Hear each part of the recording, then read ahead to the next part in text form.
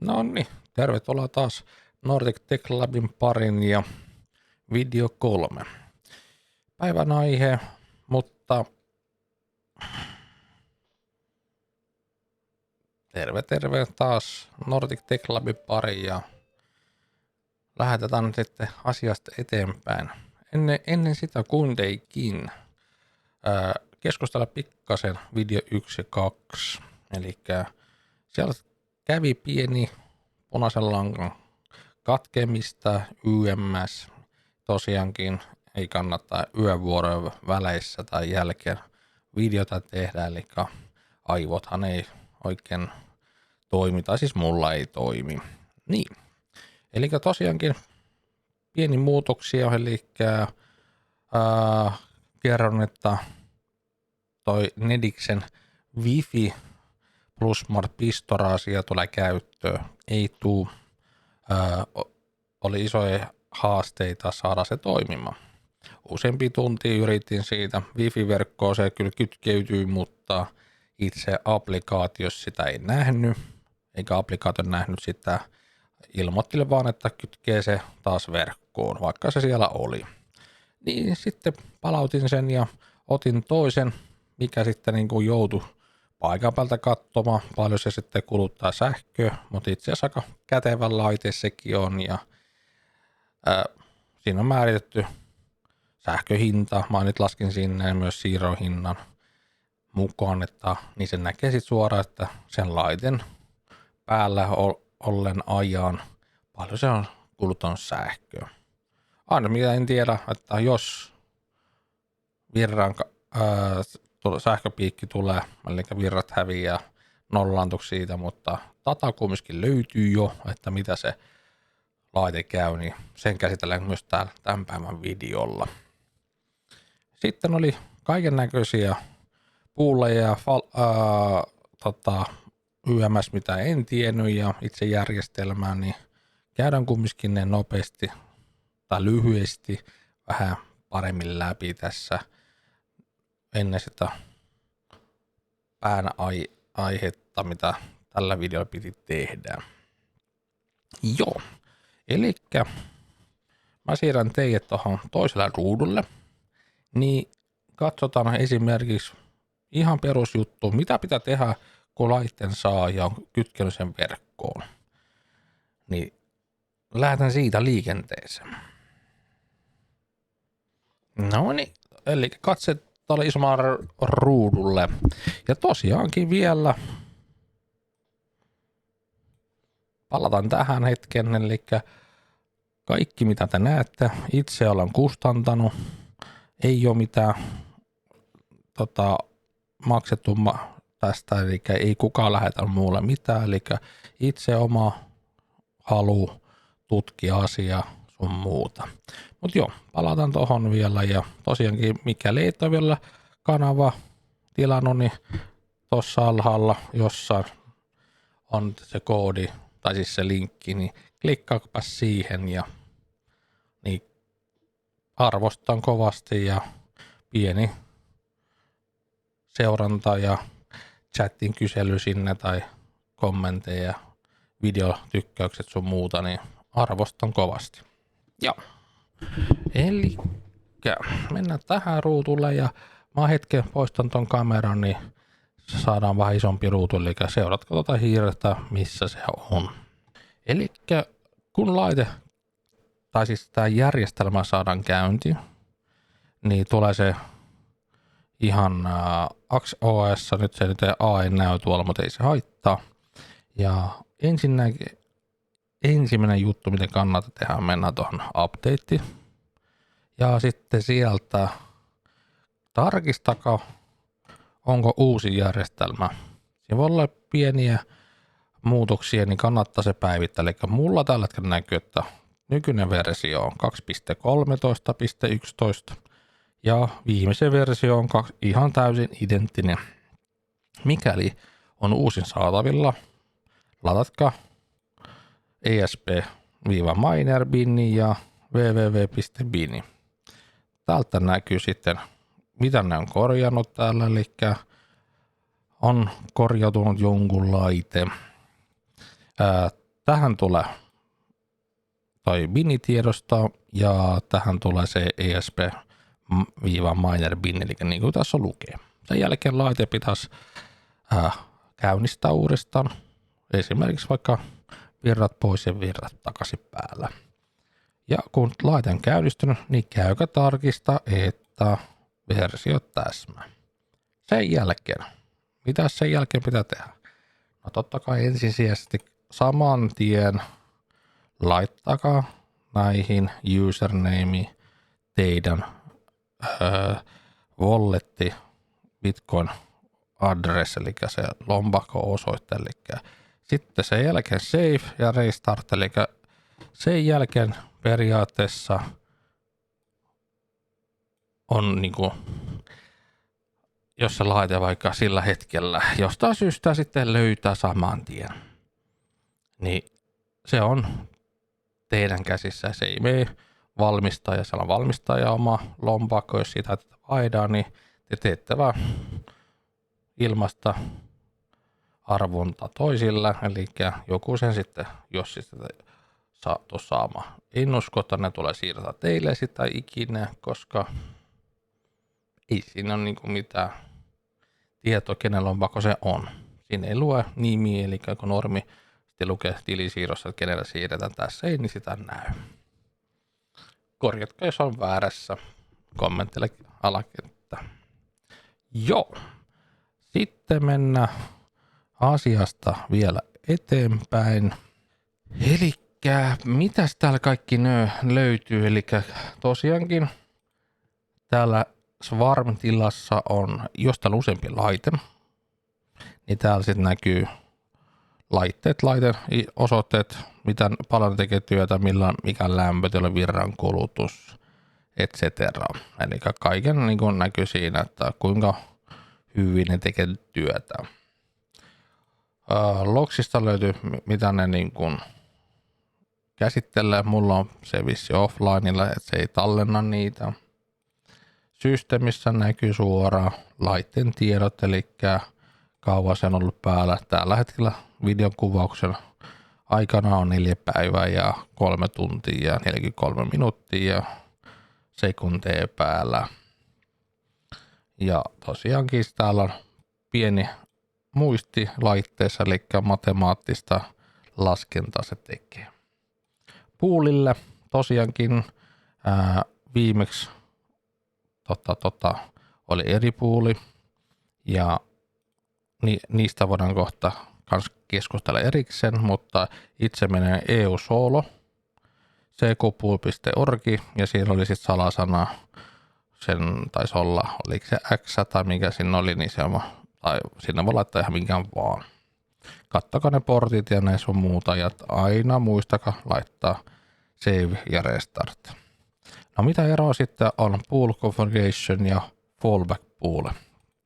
Eli ideana on siinä, että jos tämä häviää jostain syystä, eli niiden verkko kaatuu tai ei saa yhteyttää, niin laite ei jää tyhjän päällä, vaan se hyppää sitten tähän ja jatkaa työtä täällä. Ja täällä mulla on laitettu, tää on solo ja tää on pool. Mitä eroa on poolilla ja solo miningilla? No solo totta kai on se, että niin kuin sana solo on se, että ihan yksin mainat. Ja jos osuu siihen, jos osut siihen, saat sen koko 3,125 bitcoinia omaa käyttöön. Eli se siirtyy sitten sun oma lompakko. Mikäli oot poolissa, niin siellä sitten voi olla satoja ihmisiä, tai siis laitteita, niin jaetaan niiden kesken. Toki kuka sen löytää, saa sen kirsinkan siitä kakun päältä, eli 1 bitcoinin, jos oikein ymmärsin. Ja taas kaikki tietäjät, niin tuohon kommentti alas, että että ei se näin mene. Kirjoitako tuohon, niin selvitellään asia. Mutta näin minä olen ainakin ymmärtänyt, eli saa 1 ja muut sitten jakaa sen 2,125 bitcoinin jaetaan muiden kesken tehon mukaan. Eli miten paljon teho laitteessa on, eli terähässejä, puhutaan niistäkin kohtaa. Eli se mennä sen mukaisesti sitten. Joo. Mennään takaisin tonne sitten. Ja tosiaankin voidaan puhua niistä puuleista, jos kiinnostaa jossain videolla tarkemmin. Eli mitä puuleja löytyy, ja niitä on vissiin paljon, mutta lähden itse tosiaankin eusolopool.ckpool.org ja sitten ihan pool.powermining.io, eli niiden omalla. Sitten networkista totta kai löytyy salasanat verkolle. Teema voitte vaihtaa ihan täällä minkä näköistä on. Itse tykkään tuosta mustasta punaisesta. Ja tällä hetkellä mulla on laite on ylikellotettu. Otettu vähän teho irti. Kohta näytän mitä se myös sitten saadaan aktivoitu vaikka tuossa vähän myöhemmin. Mennään tuohon ihan perus dashboardilla. Eli mitä täältä nähdään?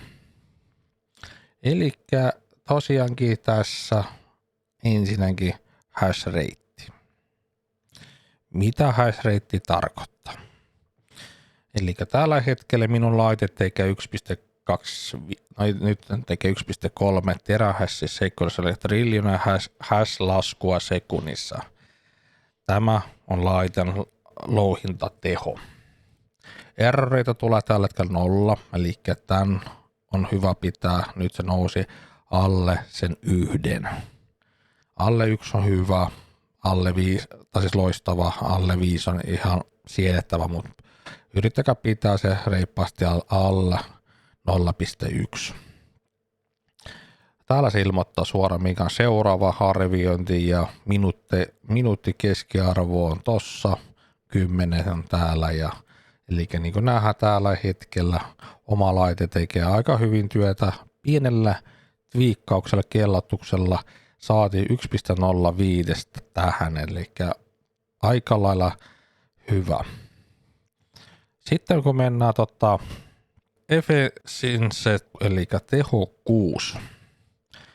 Eli tämä kertoo, miten tehokkaasti laitteella käyttää sähköä. Eli tällä hetkellä meillä on, nyt se menee 15.29, J on joule kautta terähässä, eli kuinka hyvin laite on energiatehokas, eli kuinka paljon käytetään sähkö yhteen terähässä, eli siinä on niin kuin periaatteessa 15.6 joule yhteen terähässä louhimiseen tai laskemiseen. Täällä on keskiarvo, eli silloin kun puhuttiin aikaisemmin, että 18 oli hyvä päällä alussa, niin oli hyvä. No laitteella on hyvä, mutta mitä pienempi luku, sen parempi on. Periaatteessa sillä tavalla voi laskea alle 20 on hyvä, alle 17 erittäin hyvä ja sitten 16 on muuta, 15 päällä on myös erittäin hyvä. Jos päästään tonne mitä alemmas sitä enemmän dataa saadaan niin kuin laskettua. Shares on työsuorituksia. Tällä hetkellä laite on tehnyt 78 210 työsuoritusta ja 38 ANKNO eli 0,05%. Tämä tarkoittaa, että laite on tehnyt paljon työtä ja pieni prosentti on jäänyt niin kuin työtä niin kuin kesken tai sitten ei onnistunut. Eli puhutaan kumminkin alle 1%, eli se puhutaan 1% on hyvä. Tällä hetkellä me ollaan erittäin hyvässä mallissa. En tiedä pitkällä juoksulla kasvaako tämä, mutta täällä näitä tulee lisää, mutta totta kai myös työtäkin tulee. Sitten kun mennään tähän best difficulty, eli tämä tarkoittaa ollaanko lähellä blokkia löytää sun muuta. Maahan aloittelin se oli, oliko se 14, sitten se jossain vaiheessa se hyppäsi, meni päivä, eli tosiaankin jossain vaiheessa meni päivä, hyppäskö se 2.8. Seuraavan päivänä se hyppäsi 4.4 ja sitten oliko 77. Mä olin wow, että niinku pikkuhiljaa lähene. Tai siis ollaan me silti kaukana, mutta silti pikkuhiljaa lähene ja en tiennyt kanssa, että tarkkaan mikä se niinku pitää olla ja vaihteleeko se. Nyt ollaan tuossa 133.26 on paras ja mun ymmärryksen mukaan se ei laske sieltä. Eli nyt se laite saa aina parempia juttuja laskettavaksi, koska se on osoittanut, että se pärjää niillä. Nouseeko se? Se on eri asia. Mutta jos mä ymmärsin oikein, eli yksi pitäisi saada yli 500, yksi B, mä en tiedä mikä se B oli, yksikkö, voidaan ottaa selvää vähän seuraavalla videolla vaikka, niin sitten kun menee sen yli, niin sitten me ollaan ymmärryksen mukaan olemme tosi lähellä. Nyt periaatteessa teoreettisesti jo tällä laitteella on hyvä, eli meillä on jonkinlainen mahdollisuus vuoden 2 päivässä, en minä tiedä. Se voi olla, että päivästä tulee 2 kertaa, niin kuin sanoittaa, että useampaa kertaa ja tosiaankin 10 minuuttia välein, eli 144 kertaa päivässä tämä laite voi, tai minkä laitteen sitten ikinä hommatte, niin se voi osua siihen. Se voi osua 1 tai 2 kertaa tai 6 kertaa päivässä. Toivottavasti se osuu useamman kerran kaikille, niin sitten se olla kaikki iloisia siitä. Ja mikäli tiedät, jos jollakin on käynyt näin, niin kommentoi siihen, että on tutulle käynyt. Kiva kuulla, että oikeasti, että ihmiset osuu. Tuossa oli pari päivää, sähköposti tuli Power Miningille, että jossain poolissa joku oli sitten osunut yksin solo miningille, että oli laittanut infoa, niin onhan se kiva kuulla, että vähän innostoi itsekin ja tulee semmoinen, että ei että kun itsekin saisi. Mutta joo, palataan tonne taakse.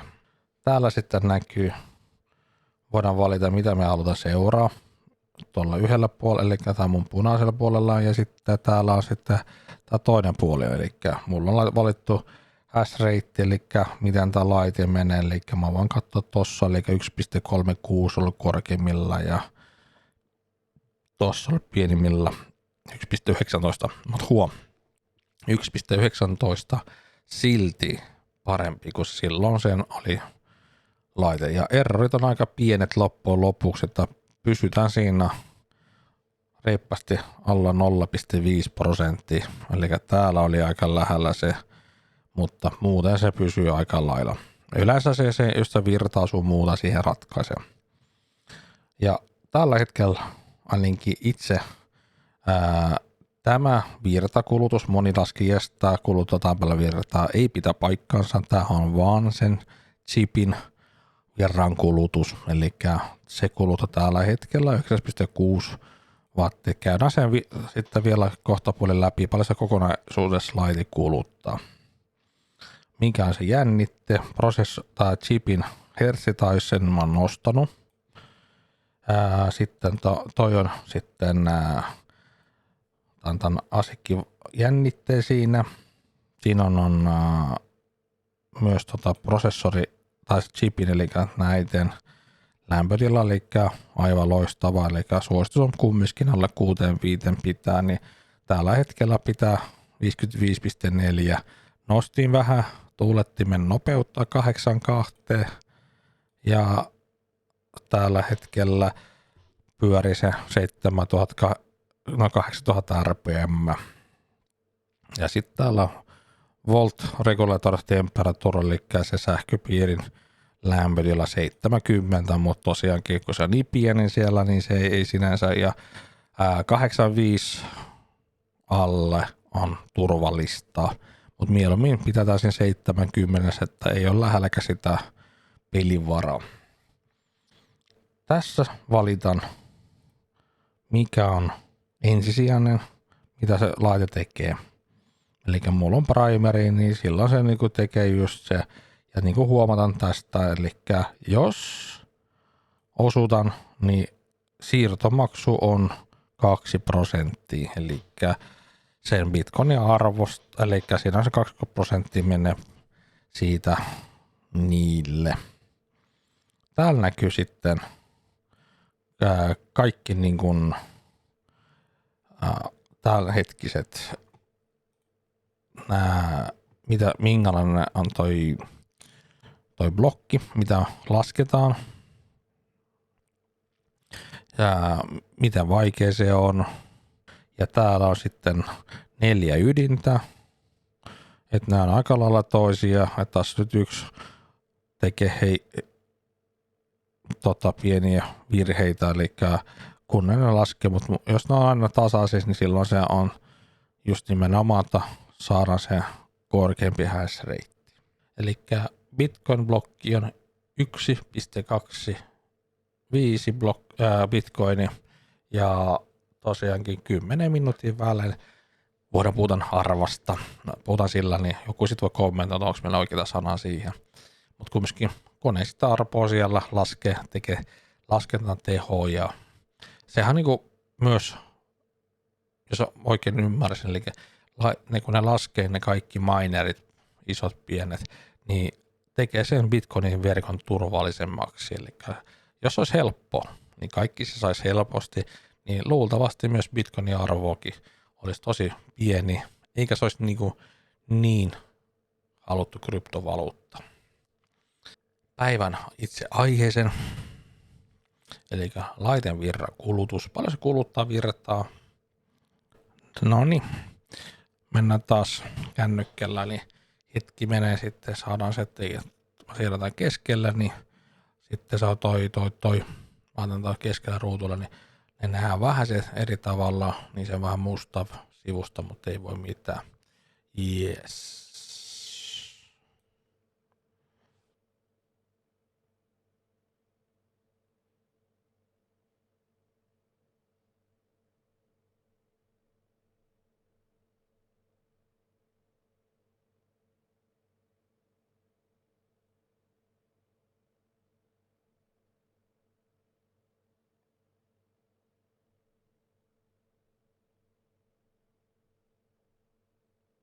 Mitä me nähtiin?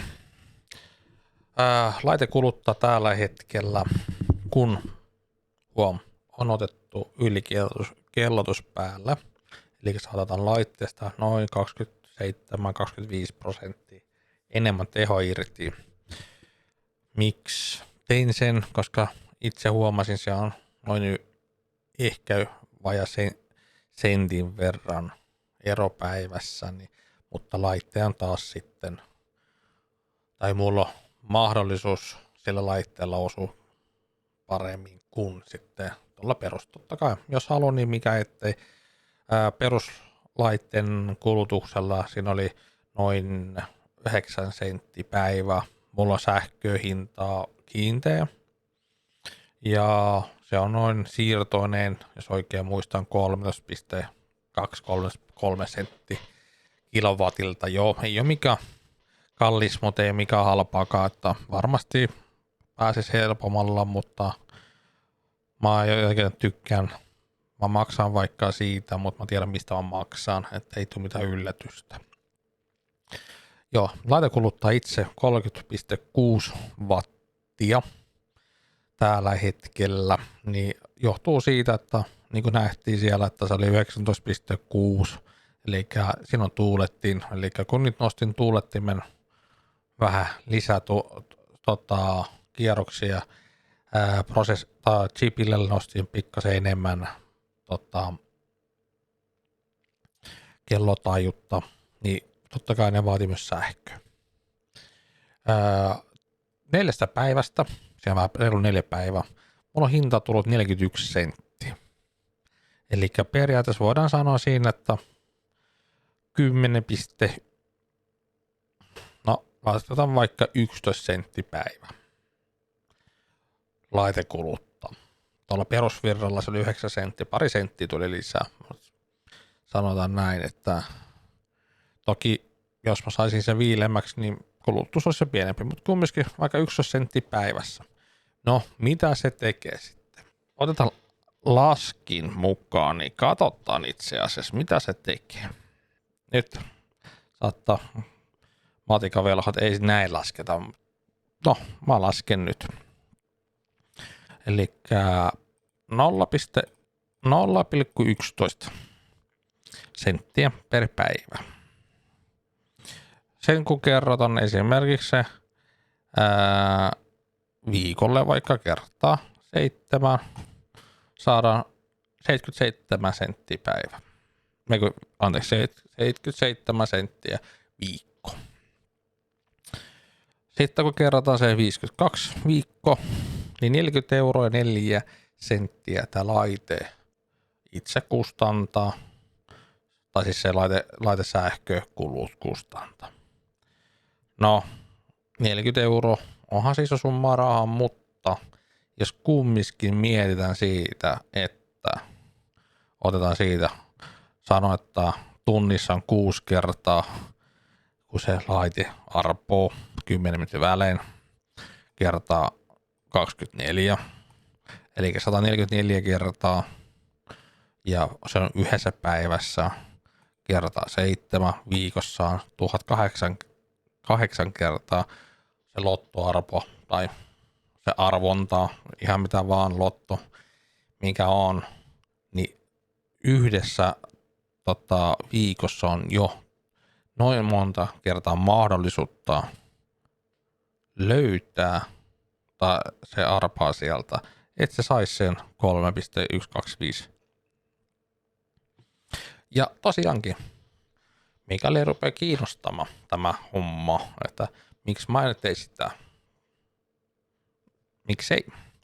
Käytäpäs tuolta alhaalta linkistä, klikkaat sieltä, se menee PowerMining-sivulle, sieltä saat tilattu laitteen, samanlaisen, tehokkaamman. Ja tosiaankin huomasin itse kanssa, että kun kattelin vähän siitä, niin myös alennetustuotteista tulee vielä ekstra 10% alennus, mikä on oikeasti tosi kova juttu tässä asiassa. Ja mikäli ei muista linkki, niin muista Niilo, Tauno, Lauri, 10 koodilla. Ihan sama juttu, se aktivoi se sulle sen 10%. Mutta linkin kautta menee pääsee suoraan, niin se aktivoi suoraan, niin ostoskorissa on. Otin ihan peruskuljetuksen, 3 päivää, tuli Suomi ihan ovelle asti, sun muuta. Mutta joo, palataan takaisin tuohon laskenta. Eli sitten jos kerrotaan näitä, 52, niin vuodessa on 52 416 kertaa mahdollisuus. Moni sitten miettii, onko se lotto, eurojaskaa, lotto, muut, kuinka paljon, onko helpompaa, vaikeampaa. Mutta hei, tämä aihe sitten, mä teen vähän erikseen vähän erilaista dataa. Mä oon jo aloittanut kanssa taustalla laittamaan kuukauden ajaksi yhden riviin, että me nähdään suunnilleen, että sama rivi mä pelaan. No, jos taas mä teen väärin, niin kommentti tähän kenttään, niin antakaa palaa vaan, että kaikki otetaan vastaan. Joo, tehdään semmonen pieni katselmus sun muuta. Mut joo, onhan tää siinä mielessä ihan kiva, jos 52 000 kertaa vuodessa on mahdollisuutta tuolla laitteella osuus kerran. Se on maksettu monelle vuodelle ja monta laitetta siihen, jos haluaa. Ja ihan varmasti nykytilais maailmassa se helpottaisi kaikkea. Kyllä. Sitten meillä oli vielä, otetaan toi laskin pois siitä. Noin. Niin, mitä se pitää se ääntää se laite? Ei mitään, kuules, laitetaan taas kännykkäkamera päällä. Mitataan laitetta niin kuin 15 sentin päästä ja metrin päästä. Minkälainen ääni siellä on, että nythän laite on myös ylikellotettu, eli lisäteho on laitettu, niin sillä mennä. Pieni hetki ja siirretään teidät taas kännyn ruutulle.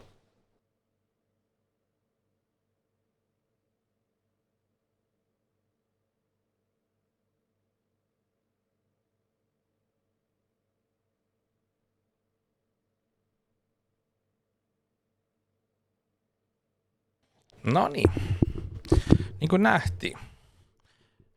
Ei se nyt, mitä se oli, 56, 57 desibeli siitä ihan lähellä. Ei mulla ole siellä mitään siinä laitteella ja mulla on vähän ajatuksia, että mitä se saisi vähän hiljemmällä näillä lämmöllä.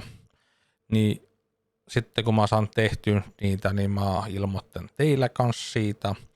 Metrin päähän se tippuu jo 36, eli no ihan aika normaali päivän meteli, tai siis se normi elää, missä me kotona mitä hurisee. Jos mietitään tällä hetkellä, täälläkin on yli, kun puhutaan sun muuta, niin lähellä sitä 46-47. Ja tosiaankin päivän kustannus tällä hetkellä 10-11 sentti. Mun mielestä se on aika pieni siihen nähteen, että mitä se reilu 3 € tekee sen niin kuin kuukaudessa lasku, että sen kahvin verran, kun käy hörppää se kahvi jossain huoltoasemalla, sen 3 € jo aika lailla. No, nyt ja taas joku kysyy, millä huoltoasemalla. No, niitä aika lailla 3 €.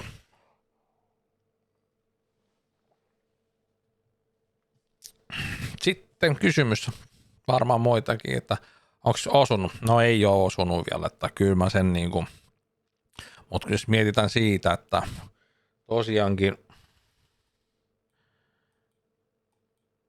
mitäs tällä hetkellä 133,26 M, mikä tämä M on, onko se varmaan mega joo, ollaan siinä nousussa, niin jos tämä nyt nousisi vielä tuplasti tai triplasti, niin sehän lähenee vaan. Ja kyllä mä sanon näin, että yli 100, kun päästään bitäkselle, niin mahdollisuus vaan kasvaa. Ja ai niin joo, mehän piti käydä sen läpi, että miten se ylikellottuus, eli ihan lyhyesti kanssa, että kun mennä ylikellottamaan laitetta. Jokainen tehkää se omalla vastuulla. Laite saattaa mennä rikki sun muuta. Jos et tiedä, niin anna se olla. Niin se ei sinne niin kuin, ei vaan niin kuin kannattaa lähteä muuttamaan. Mutta itse on semmoinen peloton tyylinen, niin aina pitää vähän se saada enemmän irti. Niin, ja löysin semmoisen mukava sweet spotin tästä, niin hypätään tuohon ruutulle taas kerran. Ja tuolta ja sitten käytetään teidät tähän pieneksi. Noin. Eli mennään settings. Nyt se ilmoittaa suoraan, että mulla on jo käytössä kaikki nämä niinku overclocking custom settings käytössä. Niin, eli nyt se valikko ei liiku täältä, koska mä oon niin kuin suoraan. Eli alhaalla on täällä disable overclock mode. Mutta mitä tähän päästään, että päästään niin kuin muokkaamaan niitä. Tää Core Voltage oli alun perin 1150, niin mä vähän tiputtiin sen ihan sen takia, että siinä virhemarginaali vähän kasvoi, mutta se kasvoi niin pienen, mutta itse chipin lämpötila laski ja voltin käyttö laski, se VRM-temperatuuri laski melkein 10, niin se oli niin paljon parempi. Tähän päästä, eli tähän tarvitaan, kun menette tohon, niin kirjoittaa, kun sä klikkaat mennä settings, sitten sen jälkeen selaimella, muistakaa, että painat kerralla, että se ei ole kokonaan maalattuna. Sitten siihen kysymysmerkki, C ja sitten Enter. Niin se hyppää tähän valikoon. Voin näyttää suoraan teille. Itse asiassa otetaan tuosta Disableia. Niin tuossa on toi defaultti on toi. Ja defaultti, eli 100 MHz lisää tai minkä siinä tuli. Ja nyt mä en pysty tätä muokkaamaan vaan valikon kautta, niin silloin se on just nimenomaan, että kysymysmerkki ja OC. On tässä nyt. Ai niin, ja täpäs näin, ja save. Ja kysymysmerkki OC. Noin, nyt se hyppäsi sen jälkeen siihen. Eli mun piti sen palauttaa, niin mä nyt muutan ton, koska mä tiedän sen, että ja mulla oli automaattinen fanni, mulla oli manuaalista, mä hain sen, testasin monta kertaa erilaista, niin aloitako pienellä hypyllä. Mä en tiedä, jos samanlaisen laitteen ostatte, kestääkö samanlainen piiri, että menkään pikkusteppejä, katsoko mitä se niin kuin piirilevy sillä niin kuin jaksaa, eli täällä näkyy se sitten nämä errorit ja kaikkea muuta laskentaa, että nouseko lämpötilat liikaa sun muuta. Et ne kannattaa aina tarkistaa siinä. Että toi on niinku toi ylikellotus. Toki silloin seuraava laite kun tulee, niin tehdään se yhdessä, jos teitä kiinnostaa. Ja jos haluatte kysyä jotain, niin kysykää, laittakaa kommentti sinne. Ja tosiaankin, mikäli vieläkään kanava jo tilauksessa, niin laittakaa ihmeessä seuraavassa videossa sitten taas käsitellä seuraavaa aihetta. Katsotaan vähän muuta, eli vähän erilaisia puuleja, mitä löytyy. Pitäisikö meidän lähteä mukaan? Keskustella eri laitteista, mitä löytyy, mitä eroa on siellä saatavilla luultavasti. Tai jotain siinä, mä en nyt muista mitä mulla oli aiheena siinä, mutta kumminkin siihen liittyy. Ja käydään ainakin sen läpi se lottomahdollisuus. Mikäli ei ole vielä laittanut kanavan seurantaa, klikkaapa siitä, sitten sieltä tykkää. Se on oikeasti arvostan tätä auttaa pientä kanavaa. Ideoita on paljon erilaisia. Haluan myös teidän kanssa tehdä jotain ideoita, eli kertokaa, jos jotain löytyy, mitä voisi testaa tai liittää. Mulla on jossain vaiheessa ajatus kokeilla katsoa, jos löytyisi joku semmoisen yhden aurinkopaneelin kesällä esimerkiksi niin kuin pyörittää ilmatteeksi. Tai ilmatteeksi, joo. Palataan seuraavaan kertaan.